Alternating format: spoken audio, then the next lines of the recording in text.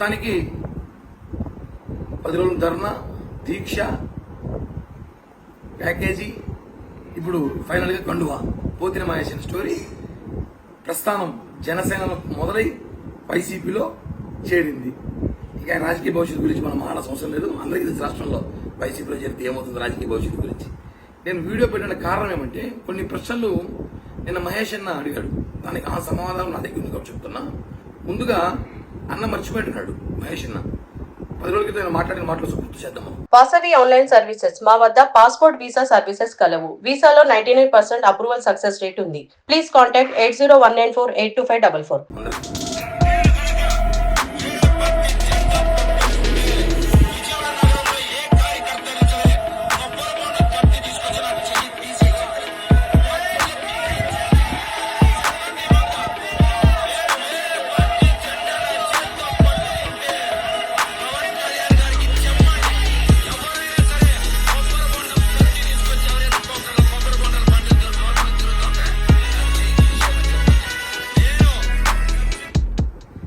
ఇప్పుడు చెప్పన్నా ఏ చెయ్యి నరుక్కుంటావు, కుడి చెయ్యి ఎడం చెయ్య, వేరే జెండా పట్టుకున్నాను కదా, పట్టుకున్నావు కదా, వేసుకున్నావు ఫోటో, వైసీపీలోకి వెళ్ళావు, కొండవ వేసుకున్నావు, మంచిగా అంతా సెట్ అయినట్టుంది.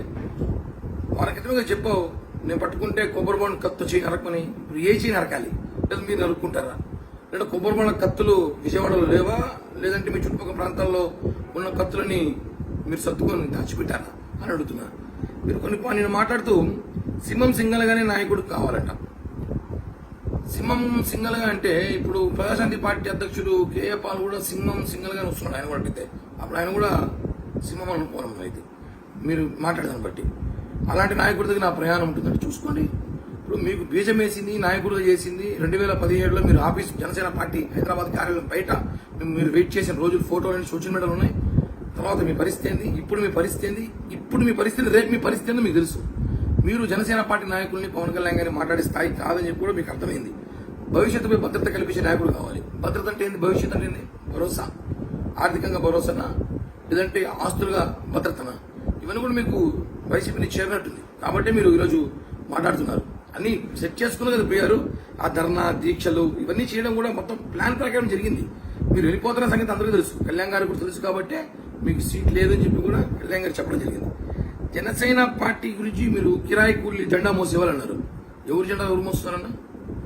మీరు ఈరోజు జనసేన పార్టీ జెండా మోసి జనసేన పార్టీ కోసం అనేకసార్లు జగన్మోహన్ రెడ్డిని, అక్కడున్న స్థానిక మంత్రుల్ని, ఎమ్మెల్యేని బండబూతులు తిట్టి ఈరోజు మీ స్వార్థం కోసం, మీ ఆర్థిక లావాదేవీల కోసం, మీ కమిట్మెంట్ కోసం మీరు ఈరోజు వైసీపీ పార్టీలోకి పోయారు. ఇప్పుడు చెప్పండి, ఎవరు కూలీ ఎవరు కిరాయిలు? మీరు చేసింది ఫస్ట్ మీరు మాట్లాడే ముందు మీరేం చేస్తారో విమర్శ చేసుకుని మళ్ళీ మాట్లాడండి. పవన్ కళ్యాణ్ గారు ఎక్కడ పోటీ చేయాలో ఆయన తెలుసు. మీరు చెప్పాల్సిన స్థాయిగా ఆయన కాదు. ముందు జనసేన పార్టీ నుంచి మీరు వచ్చారు, జనసేన పార్టీ నాకు భిక్ష పెట్టింది అని చెప్పి అనేక వీడియోలు మీరు ఉన్నాయి. ఆ రోజు మహేష్ ఏంటి, ఈరోజు మహేష్ ఏంటి? కాబట్టి మీరు మాట్లాడుతూ ఏదో నా గురించి కూడా మాట్లాడదు. ఏదో తిరుపతిలో ఆర్ఎన్ శ్రీనివాసులతో కలిసి ఫోటో పెట్టు కానీ నేను ఆర్ఎన్ శ్రీనివాసులు కలిసి పనిచేయాలా లేదా, పని చేయబోతున్నామా కళ్యాణ్ గారు చూసుకుంటారు. ఎందుకంటే ఆయన వైసీపీ నుంచి వచ్చాడు కాబట్టి అది మీద కొంచెం కార్యకర్తలు అసంతృప్తున్నారు కాబట్టి అది మేము చదువుకున్నాం. మేము అసంతృప్తి పార్టీ మీద, నాయకుడి మీద లేదు, వచ్చిన వ్యక్తి మీద ఉండొచ్చేమో. మీరు ఆ విషయాలు తెలుసుకోవాలి. పవన్ కళ్యాణ్ గారు గురించి మాట్లాడే ముందు, జనసేన పార్టీ మాట్లాడే ముందు ఒకసారి మీ పరిస్థితి ఏంటి, మీ రాజకీయ నైపుణ్యం ఏంటి, రాజకీయ జీవితం ఏంటి తెలుసుకోవాలి. అంతేగాని మీరు అధికారంలో రేపు వైసీపీ వస్తుందేమో, మీకేం కమిట్మెంట్లు ఇచ్చారేమో, కిరాయి కూలీలను ఇవన్నీ మాట్లాడితే మాత్రం బాగోదని చెప్పి కూడా హెచ్చరిస్తూ, కొబ్బరి బొండ కత్తులు మా తిరుపతిలో కూడా ఉన్నాయి, అక్కడ లేకపోతే మేము పంపిస్తాం అవసరమైతే. మాట్లాడే ముందు ఒక కమిట్మెంట్తో మాట్లాడాలి. కమిట్మెంట్ లేని నాయకుడు నువ్వు, కిరాయి కూలీ నువ్వు.